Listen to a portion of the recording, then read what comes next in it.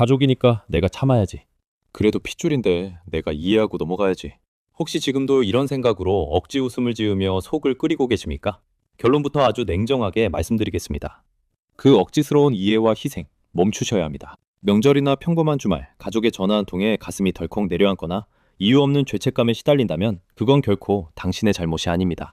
우리는 생판 남이 선을 넘으면 분노하면서 왜 유독 가족이 주는 무례함 앞에서는 내가 참으면 집안이 평화롭겠지 라며 스스로의 영혼을 갉아먹을까요? 심리학과 뇌과학이 증명하는 패턴은 명확합니다. 무조건적인 인내는 미덕이 아니라 내 뇌의 에너지를 고갈시키고 상대방의 이기심을 괴물처럼 키우는 가장 치명적인 방치입니다. 오늘 영상에서는 평생 상처만 주는 이기적인 가족에게 티나지 않고 아주 차갑고 세련되게 선을 긋는 심리학적 팩트 3가지를 낱낱이 분석해드립니다. 오늘 이 영상을 끝까지 보신다면 더 이상 남의 감정 쓰레기통으로 살지 않을 강력한 무기를 얻게 되실 겁니다. 그렇다면 첫 번째로 우리가 직장 상사나 지나가는 타인의 무례한 말은 며칠 속으로 씹어삼키고 훌훌 털어버리면서도 유독 가족이 뱉은 가시돋친 말 한마디에는 몇 달, 심지어 몇 년을 고통받는 이유가 무엇일까요? 심리학에서는 이를 자아 분화가 이루어지지 않은 상태로 진단합니다. 자아 분화란 쉽게 말해 내 감정과 타인의 감정을 객관적으로 분리할 줄 아는 능력입니다. 건강한 어른의 심리 상태는 각자 자기만의 정원과 튼튼한 울타리를 가진 독립된 집과 같습니다. 옆집 마당에 비가 오든 잡초가 무성하든 내 울타리를 지키며 가끔 안부를 묻는 것이 정상적인 관계입니다. 그런데 가족이라는 이유로 이 선을 무시하고 지나치게 엉켜버린 상태, 즉 정서적 융합이 일어나면 이 울타리가 완전히 박살납니다.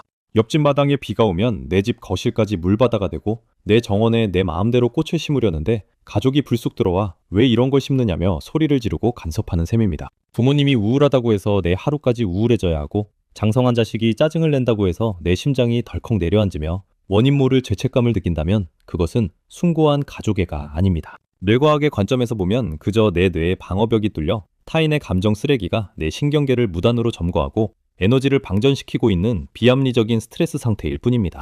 그래도 가족이니까 내가 맞춰줘야지 라는 생각은 이 무너진 울타리를 평생 방치하겠다는 위험한 선언과 같습니다. 선을 넘는 가족의 불쾌한 감정은 온전히 그 사람 본인이 감당해야 할 몫입니다.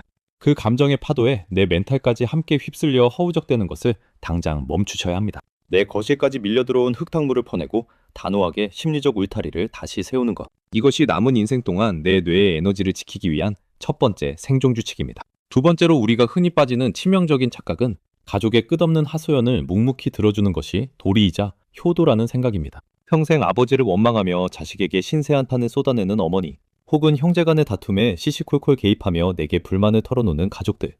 다들 익숙한 상황이실 겁니다. 가족이니까 당연히 들어줘야지. 나라도 안 들어주면 얼마나 외롭겠어.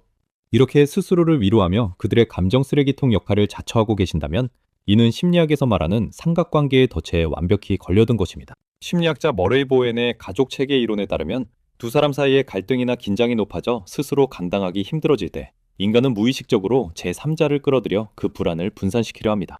즉 누군가 당신에게 다른 가족의 흉을 보며 감정을 쏟아내는 것은 당신을 특별히 신뢰해서가 아닙니다.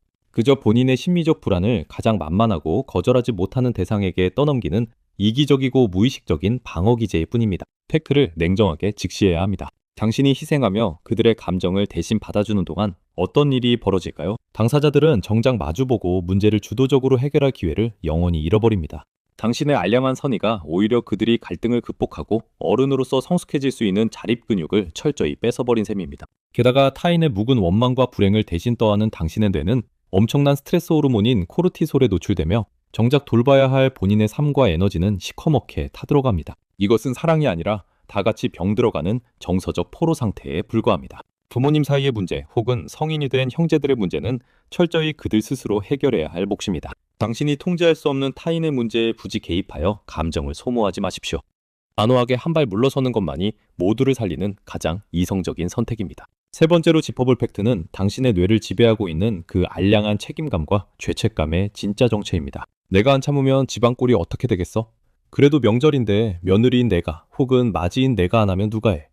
이런 생각에 사로잡혀 몸이 부서져라 헌신하면서도 속으로는 억울함에 치를 떨고 계시지는 않습니까? 심리학에서는 이를 내사된 가치라고 부릅니다. 내사된 가치란 내가 진심으로 원해서 선택한 신념이 아니라 어릴 때부터 부모나 사회로부터 주입된 착한 자식, 희생하는 며느리, 든든한 형제라는 외부의 잣대를 무비판적으로 내 것인 양 삼켜버린 상태를 말합니다.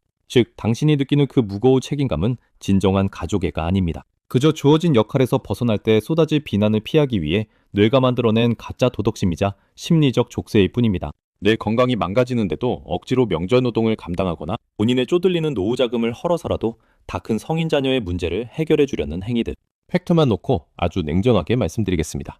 이것은 상대를 위한 배려가 아닙니다. 단지 이기적인 나쁜 사람이 되기 싫다는 당신의 내면적 두려움이 만들어낸 강박적인 자기학대입니다. 억지로 참고 쥐어짜내는 희생은 그 누구에게도 긍정적인 의미를 주지 못합니다. 오히려 당신이 계속해서 무리한 요구를 이해해주고 받아주면 가족들은 당신의 뼈를 깎는 희생을 당연히 누려도 되는 권리로 착각하게 됩니다. 내가 먼저 선을 긋고 통제하지 않는 이상 타인의 이기심은 결코 스스로 멈추는 법이 없습니다. 가족이라는 이유로 당신에게 희생을 강요하는 낡은 가치관을 이제는 미련 없이 끊어내셔야 합니다. 남들의 시선이나 주입된 도덕심 때문에 내 인생에 남은 에너지를 낭비하기엔 당신의 남은 시간은 너무도 귀중합니다. 굳이 이해하려 애쓰지 마십시오. 당신의 뇌와 에너지를 보호하는 이기적인 선택이 이 나이에 해야 할 가장 합리적이고 정확한 판단입니다. 이러한 심리적 팩트들을 바탕으로 이제 실전에서 당신의 뇌와 에너지를 지켜내 가장 확실하고 차가운 솔루션을 제안합니다. 앞으로 가족이 선을 넘는 간섭을 하거나 무리한 부탁을 해올 때 절대 반사적으로 알았어 라며 고개를 끄덕이지 마십시오. 그저 지금 당장은 확답하기 어려우니 며칠 생각해 볼게 라며 물리적인 대화의 템포부터 끊어내십시오. 이 짧은 지연 시간은 타인의 감정 쓰레기가 내 거실로 밀고 들어오는 것을 막아내는 가장 강력한 방어벽이 됩니다. 물론 이렇게 단호하게 선을 긋기 시작하면 가족들로부터 너 변했다, 나이 들더니 참 이기적이다 라는 날선 비난이 돌아올 수 있습니다. 하지만 절대 흔들리거나 자책할 필요 없습니다. 그 비난은 당신이 잘못하고 있다는 뜻이 아닙니다. 당신을 감정 쓰레기통으로 쓰며 편하게 누려왔던 그들의 기득권이 깨져서 나오는 불만의 비명일 뿐입니다. 즉, 당신이 지금 마음의 울타리를 아주 완벽하게 잘 세우고 있다는 가장 확실한 증거입니다. 선을 넘는 가족을 굳이 이해하려 했으며 억지 온기를 불어넣지 마십시오. 철저히 이기적으로 내 에너지를 지켜내는 것, 그것이 이 나이에 우리가 도달해야 할 가장 완벽하고 숭고한 심리적 독립입니다. 내 마음의 평화는 내가 기꺼이 독해질 때 비로소 지켜집니다. 지금까지 당신의 주파수를 맞추는 시간, 심리 주파수였습니다.